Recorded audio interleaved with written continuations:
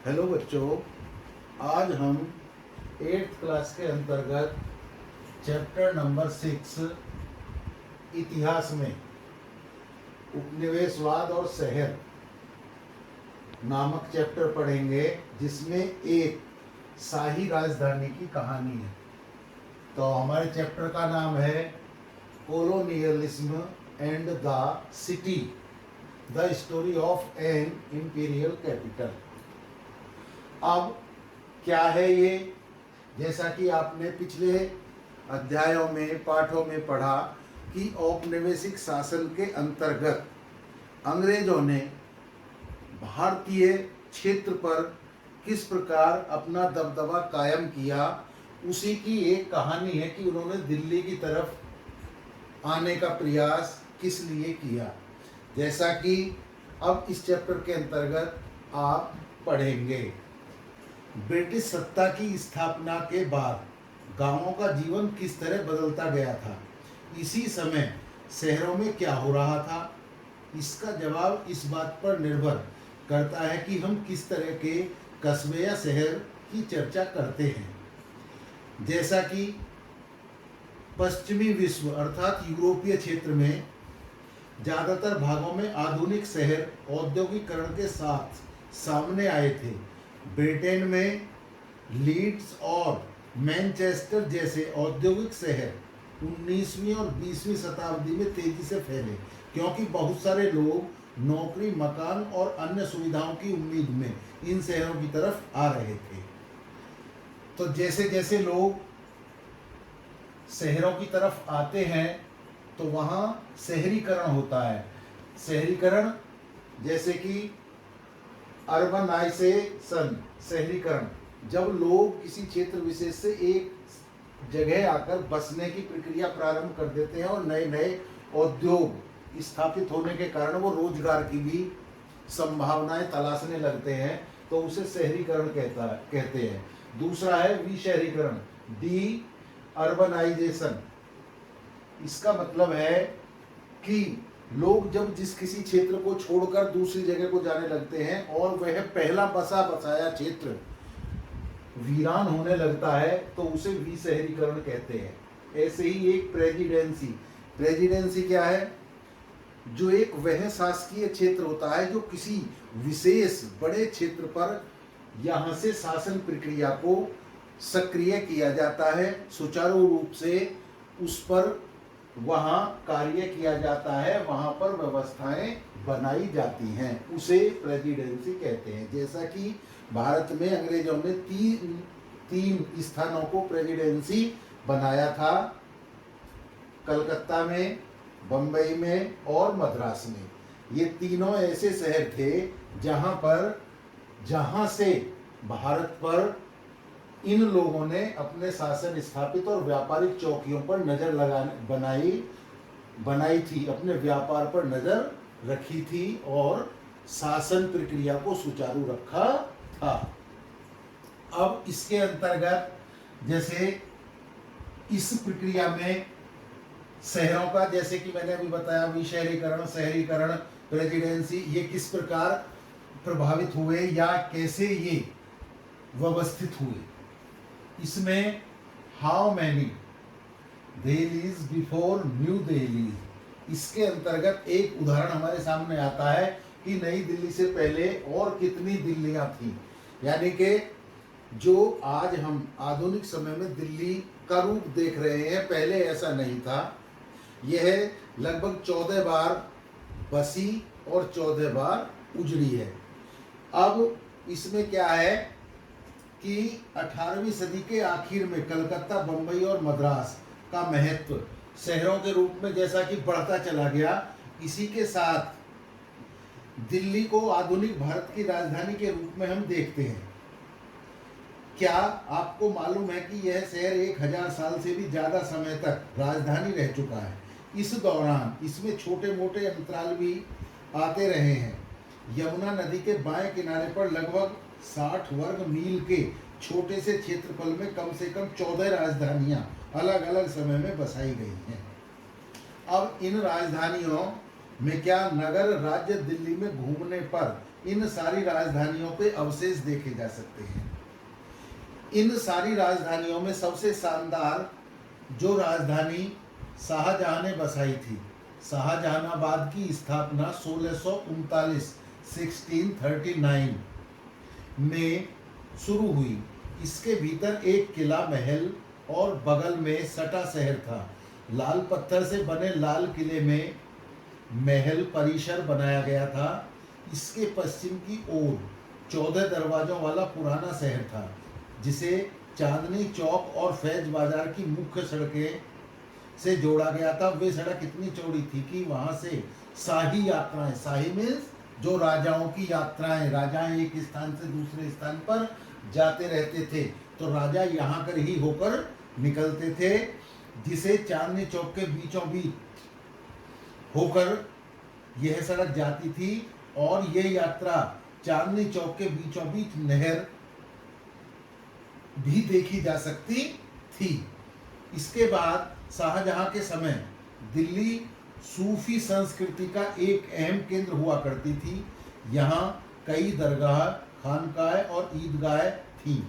बड़े बड़े चौराहों, टेढ़ी मेढ़ी गलियों, खामोश कुलदा शेख और जलधाराओं पर दिल्ली वालों की को नाज था, यानी कि उन्हें प्राउड था इस चीज पे कि दिल्ली हमारी इतनी अच्छी है। अब इसके अंतर्गत 3-4 चीज आपके सामने आई।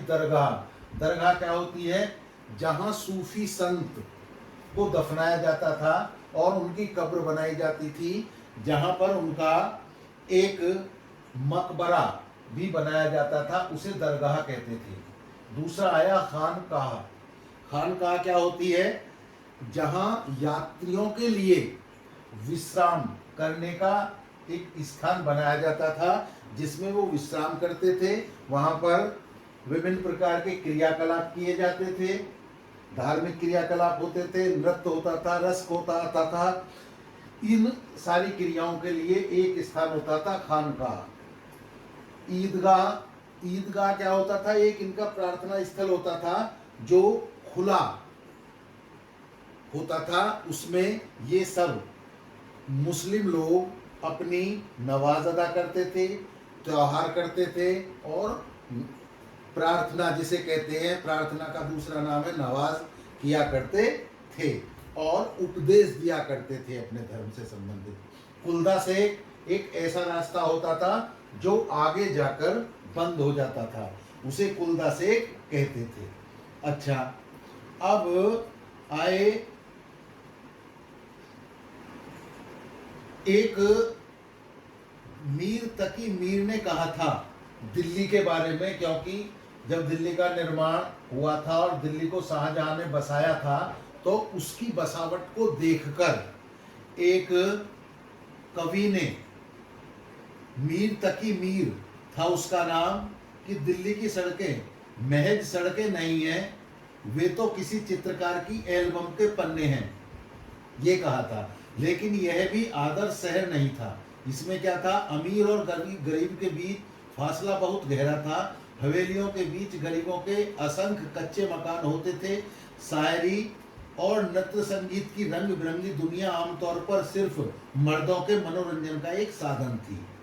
अब ये शाहजहानाबाद जो शाहजहां ने अपनी दिल्ली राजधानी बनाया, उसकी विशेषताएं थी।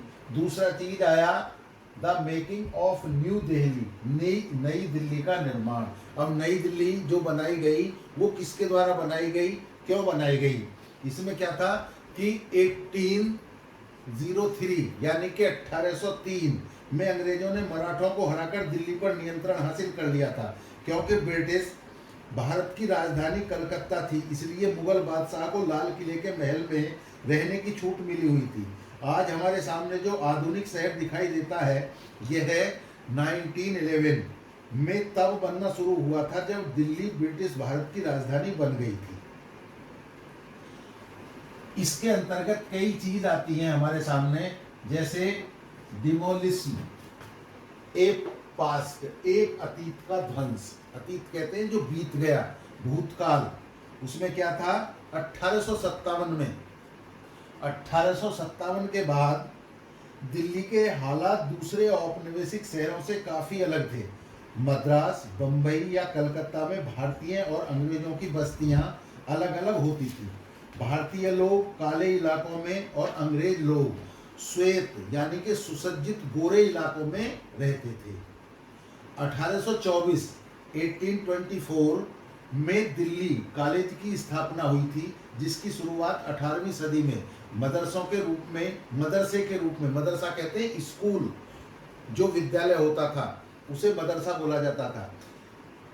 इसी संस्था में विज्ञान और मानव शास्त्र के क्षेत्र में एक नए युग की सूत्रपात कर दिया। यहाँ मुख्य रूप से उर्दू भाषा में काम होता था।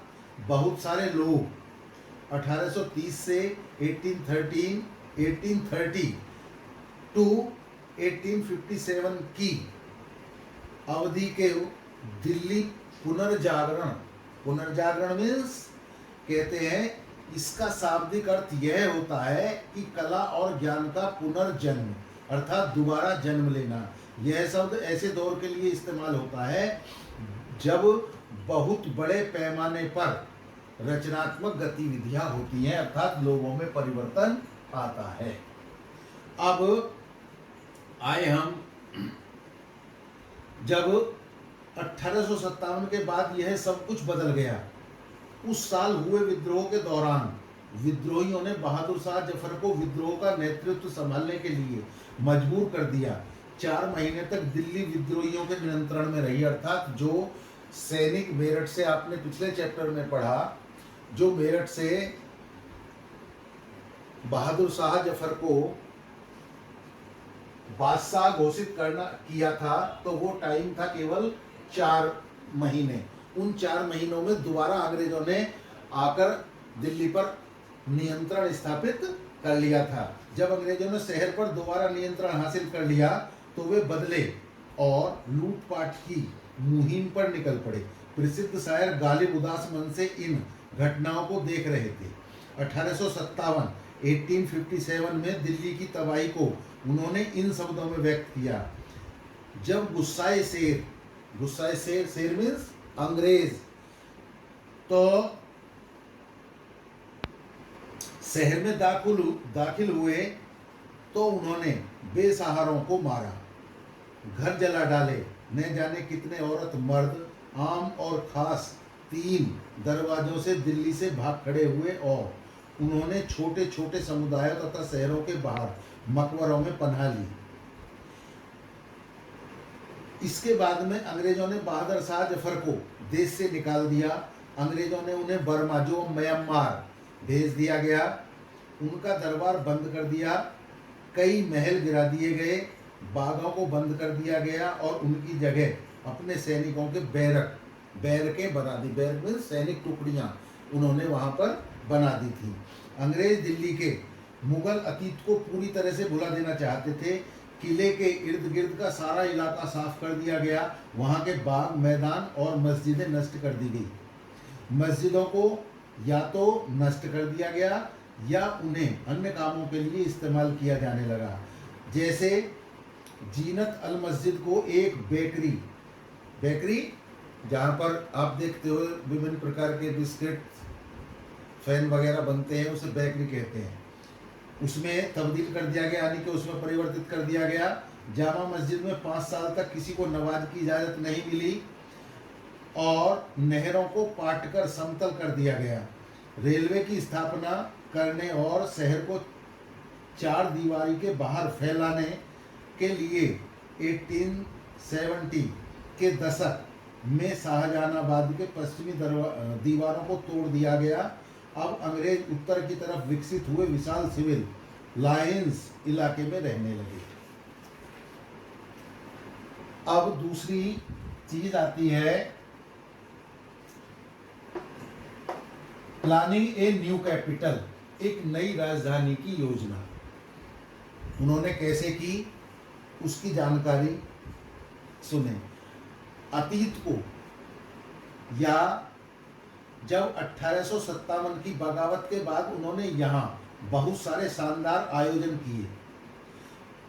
1877 में वायसराय लिटन ने रानी विक्टोरिया को भारत की मल्लिका घोषित करने के लिए एक दरबार का आयोजन किया। फिर विद्रोह के दौरान अंग्रेजों ने यह समझ लिया था कि लोगों की नज़र में मुगल बादशाह का महत्व अभी भी बना हुआ है, वे उन्हें भूल नहीं पाए हैं और वे उसे ही अपना मुखिया मानते हैं। इसके बाद 1911 में जब जॉर्ज पंचम को इंग्लैंड का राजा बनाया गया तो इस मौके पर दिल्ली में एक और दरबार का आयोजन हुआ। कलकत्ता की बजाय दिल्ली को भारत की राजधानी बनाने के फैसले का भी इसी दरबार में ऐलान किया गया। तत्कालीन शहर के दक्षिण में रायसीना पहाड़ी पर 10 वर्ग मील के इलाके में नई दिल्ली का निर्माण किया गया। एडवर्ड लटेंस और हर्बर्ट बेकर नाम के 2 वास्तुकार को दिल्ली और उसकी इमारतों का डिजाइन तैयार करने का जिम्मा सौंपा गया। नई दिल्ली स्थित सरकारी परिसर में 2 मील का चौड़ा रास्ता वायसराय के महल, यानी कि वर्तमान में जो राष्ट्रपति भवन है, तक जाने वाला किंग्सवे वर्तमान राजपथ और उसके दोनों तरफ सचिवालय की इमारतें बनाई गई। वायसराय पैलेस का केंद्रीय गुंबद सांची के बने बौद्ध स्तूप की बनावट पर आधारित था।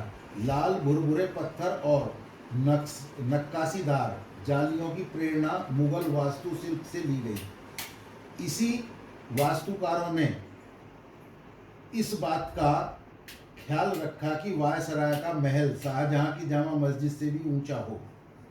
नई दिल्ली के निर्माण में लगभग 20 साल लगे।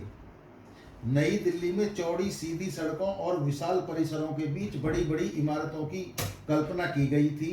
पुरानी दिल्ली में अफरा तफरी दिखाई देती थी। नया शहर स्वच्छ और स्वस्थ दिखाई पड़ता था। अंग्रेजों को भी भीड़ भरे इलाके गंदे और स्वास्थ्य के लिए हानिकारक बीमारियों का स्रोत दिखाई देते थे।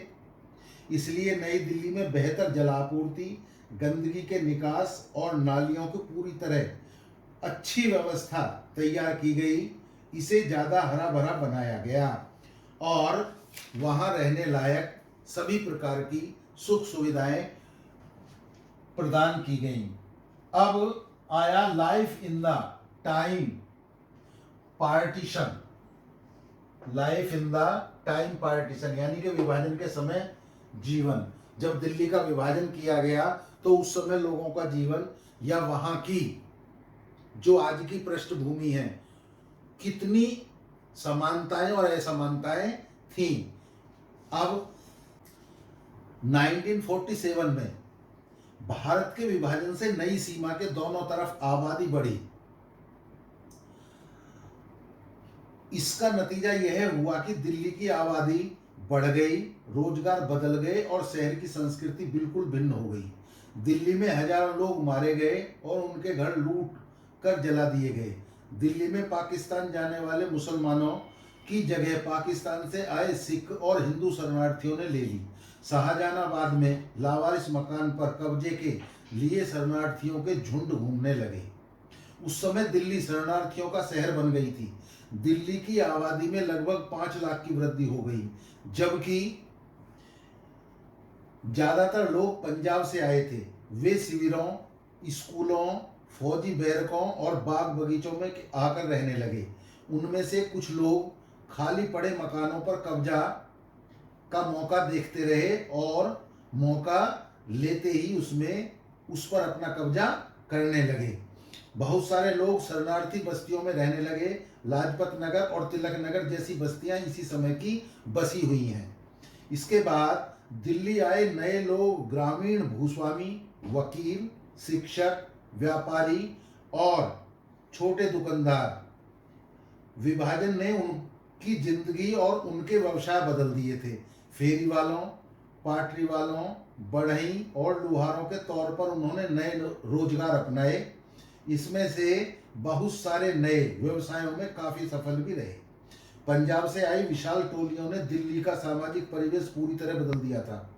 भोजन, पहनावे और कला के हर क्षेत्र में मुख्य रूप से उर्दू पर आधारित शहरी संस्कृति नई रुचियों और संवेदनशीलता के नीचे दब गई थी।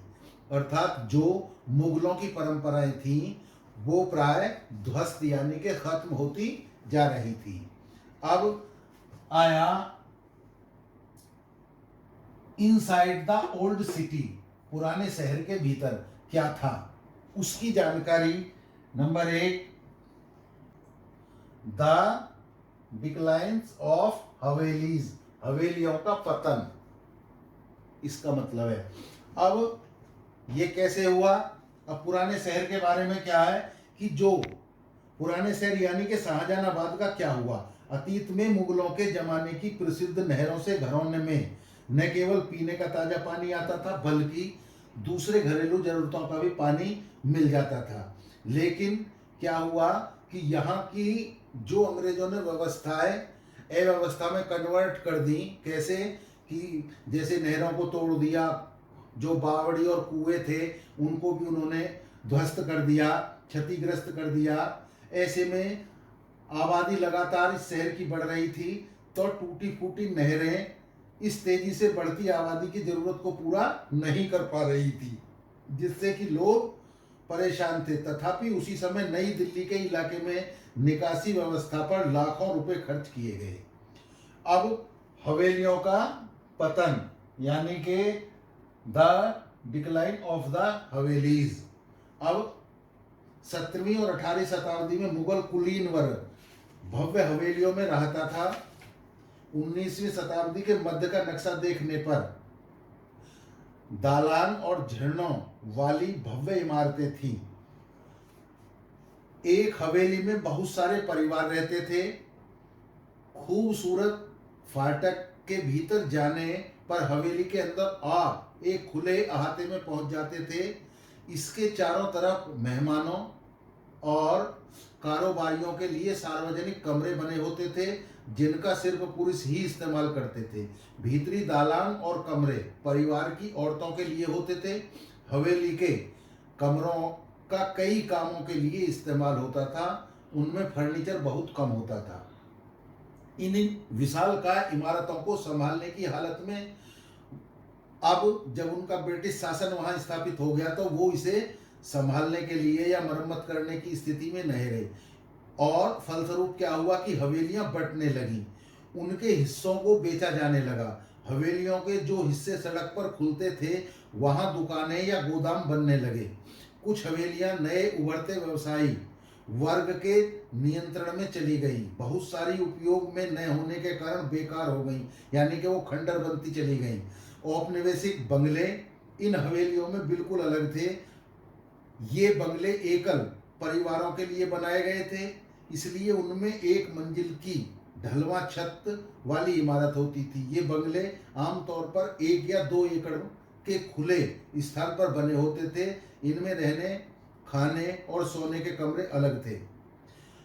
आप अगले हिस्से में एक लंबा बरामदा देख सकते हैं। कई बंगलों में 3 तरफ बरामदा बनाया जाता था।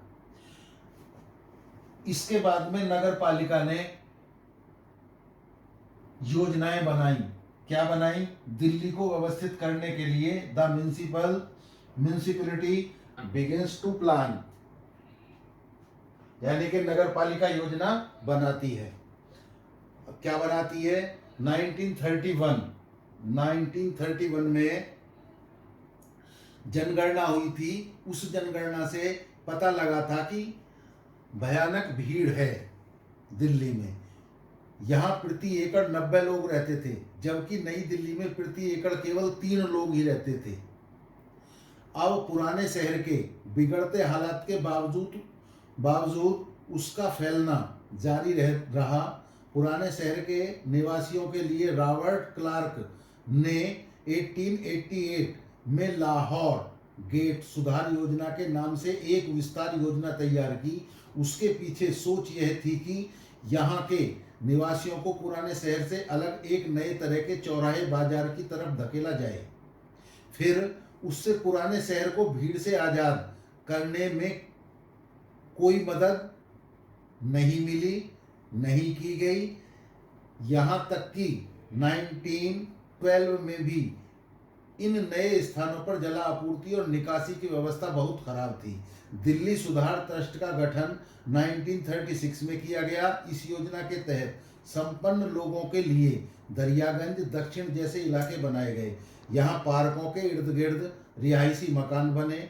मकानों के भीतर निजता की नई सोच के हिसाब से जगह बटी हुई थी।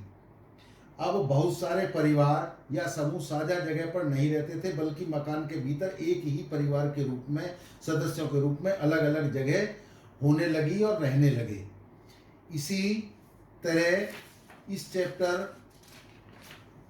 का समापन हो जाता है।